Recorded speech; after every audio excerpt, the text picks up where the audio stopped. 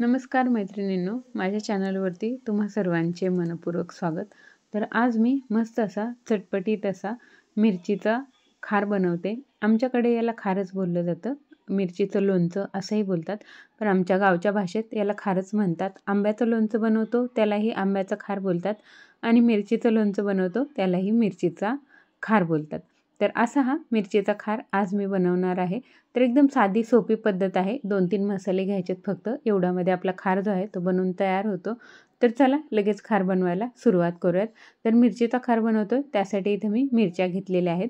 तर या कमी तिखट आहेत आणि अशा प्रकारच्या या लांब आणि पोपटी कलरच्या मिरच्या आहेत। ज्या डार्क ग्रीन कलरच्या असतात त्या खूप तिखट असतात, म्हणून मी त्या घेतलेल्या नाहीत, कारण खार नंतर लोणचं खाते वेळेलाही ते खूप तिखट लागतं, त्यामुळे अशा कलरच्या मी मिरच्या इथे घेतलेल्या आहेत।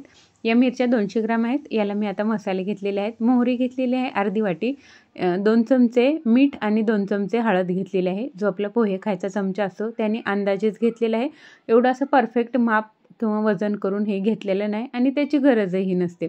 कमी जास्त झालं तरी काही हरकत नाही। तर इथं या ज्या मोहरी आहे ते सुरुवातीला आपल्याला मिक्सरमधून हलकीशी दळून घ्यायची आहे। जाडसरच दळायचे, खूप फाईन दळण्याची याला गरज नाही। तर अशा प्रकारे जाडी भरडी दळायचे, म्हणजे या मोहरीची जी डाळ असते तीही आपल्याला यामध्ये मिळून जाते, वेगळी डाळ घालण्याची गरज लागत नाही। यामध्ये आता हळद घातलेली आहे आणि जे मीठ आहे तेही घातलेलं आहे। मीठ मला इथं थोडंसं कमी वाटतंय, म्हणून मी यामध्ये आणखीन एक अर्धा चमचाभर मीठ घातलेलं आहे। आता हे हलकंसं आपल्याला फक्त मिक्सरमधून फिरवून घ्यायचं आहे, म्हणजे छान असं एकत्रित होतं। याला खूप जास्त वाटत बसायची गरज नाही। तर पाहू शकता इथं फक्त एक वेळेला हे मी मिक्सरच्या भांड्यामधून फिरवून घेतलेलं आहे, म्हणजे छान आपला मसाला जो आहे तो तयार झालेला आहे। आता काय केलंय मी इथं एक पॅन जो आहे तो गॅसवरती गरम होण्यासाठी ठेवलेला आहे। फक्त पॅन आपला गरम होऊ द्यायचा आहे, त्यानंतर गॅस मी स्लो केला आहे आणि यामध्ये जी आपली तेलाची पळी असते त्या पळीने 2.5 पळी तेल घातलेलं आहे। खूप जास्त तेलाचीही गरज पडत नाही।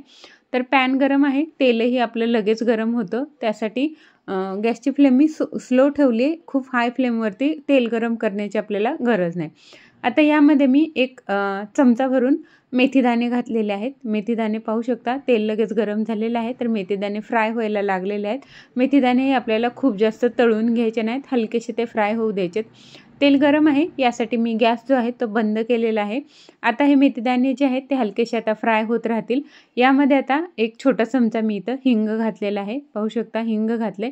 हिंगही छान फ्राय व्हायला लागलेलं आहे, तर हिंग जे आहे ते व्यवस्थित असं तेलामध्ये मिक्स झालं पाहिजे, त्यासाठी मी इथं हलकंसं असं हाताने पॅन जो आहे तो फिरवून घेतलेला आहे, म्हणजे तेलामध्ये हे व्यवस्थित मिक्स झाले।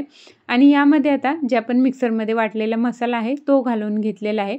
तर अशा प्रकारे मसाला तेलामध्ये भाजल्यामुळे काय होतं, सुरुवातीला आपल्याला जे ड्राय मसाले आपण भाजतो तर ते काम आपलं वाचतं, ते काम करण्याची गरज पडत नाही। त्यासाठी इथं हलकंसं तेल अशा पद्धतीने गरम करायचं आहे आणि त्यामध्ये हा मसाला जो आहे तो घालून घ्यायचा आहे। व्यवस्थित हा एकजीव झाला पाहिजे तेलामध्ये, अशा प्रकारे हा मिक्स करायचा आहे आणि नंतर फॅनच्या हवेला किंवा रूममध्ये हे असंच थंड होण्यासाठी ठेवून घ्यायचं आहे, कारण आपल्याला मसाला जो आहे तो पूर्णपणे थंड झालेला नंतरच वापरायचा आहे आपला खार बनवण्यासाठी।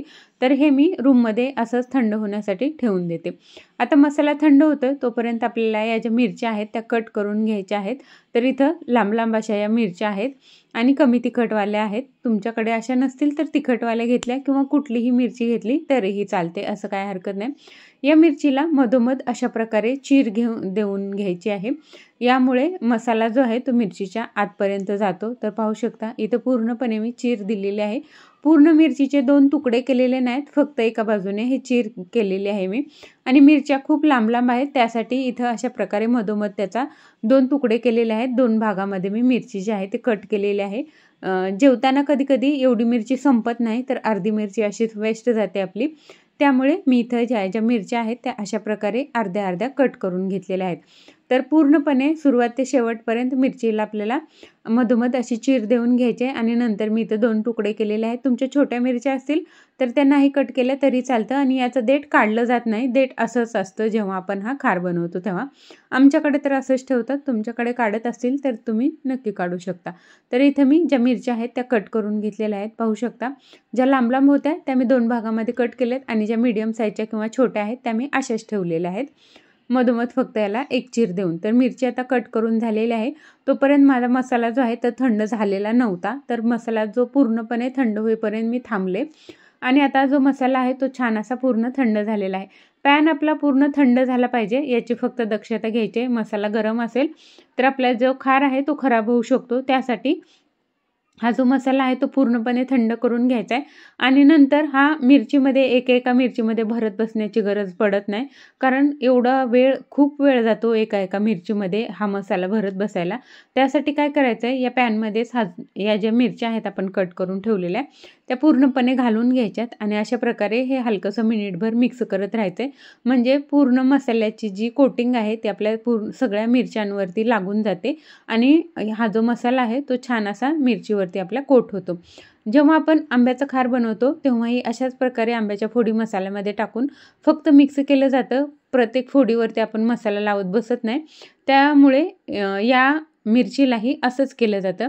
यामध्ये लिंबू आमच्याकडे घातलं जात नाही, कारण त्यामुळे आंबट लागतं. तर आमच्याकडे जास्त तिखट खाल्लं जातं, यासाठी फक्त मिरचीचाच अशा प्रकारे खार बनवला जातो. लिंबू यामध्ये घातलं जात नाही, लिंबाचा सेपरेट असं लोणचं बनवलं जातं वेगळं. त्यासाठी इथं मी आज फक्त मिरचीचाच हा खार जो आहे तो बनवलेला आहे. तर पाहू शकता हलकंसं मिक्स केल्याच्या नंतर की हा जो मसाला आहे तो छान असा कोट होत आहे आपल्या मिरचीवरती. तर अशाच प्रकारे हलकंसं याला मिक्स करत राहायचे, म्हणजे याला वेगळं हाताने भरत बसायची गरज पडत नाही. तशाने आपल्या हाताचीही आग होते आणि खूप वेळही जातो. तर फक्त अशा प्रकारे चमच्याने किंवा हाताने तुम्ही मिक्स करू शकता. हलकंसं 1 मिनिटभर हे मिक्स करून घ्यायचं आहे फक्त. तर आपलं जे मसाला लावलेली मिरची आहे ती आता बरणीमध्ये भरण्यासाठी तयार झालेली आहे. तर चमच्याने व्यवस्थित भरता येत नाही बरणीमध्ये, म्हणून काय करायचं आहे, हाताच्या साहाय्याने या ज्या मसाला लावलेल्या मिरच्या आहेत त्या व्यवस्थित अशा आपल्या बरणीमध्ये भरून घ्यायच्यात. बरणी शक्य तेवढी तर स्वच्छ आणि कोरडी असावी याची दक्षता घ्यायची. उन्हामध्ये ठेवायची अशी वेगळी याला काही गरज पडत नाही, फक्त ती कोरडी असावी आणि साफसुथरी असावी, एवढंच पाहिजे फक्त. तर अशा प्रकारे हा जो मिरचीचा खार आहे तो पूर्णपणे आपल्याला या बरणीमध्ये भरून घ्यायचा आहे आणि दाबून दाबून भरायचा आहे. म्हणजे जागा नसेल तरीही मिरच्या ज्या आहेत त्या दाबल्यामुळे खाली जातात आणि मग नंतर भरपूर असा आपला खार जो आहे तो व्यवस्थित या बरणीमध्ये बसतो. मिरच्या घालून झाल्याच्या नंतर जो मसाला शिल्लक राहिलेला असतो तो वरच्या बाजूस अशा प्रकारे घालून घ्यायचा आहे, कारण या मिठाला 1 ते 2 दिवसामध्ये पाणी सुटायला लागतं आणि हा जो वरचा मसाला आहे तो पूर्ण विरघळून असा पूर्ण मिरच्यामध्ये मिक्स होऊन तो खाली तळाशी जातो. त्यासाठी अशा प्रकारे वरून हा जो शिल्लक राहिलेला मसाला आहे तो वरच्या बाजूनी जरूर घालायचा आहे, म्हणजे हा वितळून मसाला पूर्ण मिरचीमध्ये मिक्स होतो याचा फ्लेवर. तर अशा प्रकारे खार जो आहे तो बनवून बरणीमध्ये भरून तयार झालेला आहे. 3 ते 4 दिवसामध्ये हा खाण्यासाठी तयार होतो. मिरची मुरण्यासाठी फक्त 8 दिवस लागते. तोपर्यंत आपण एक मिरची घेऊन ह्याच्यातली खाऊ शकतो.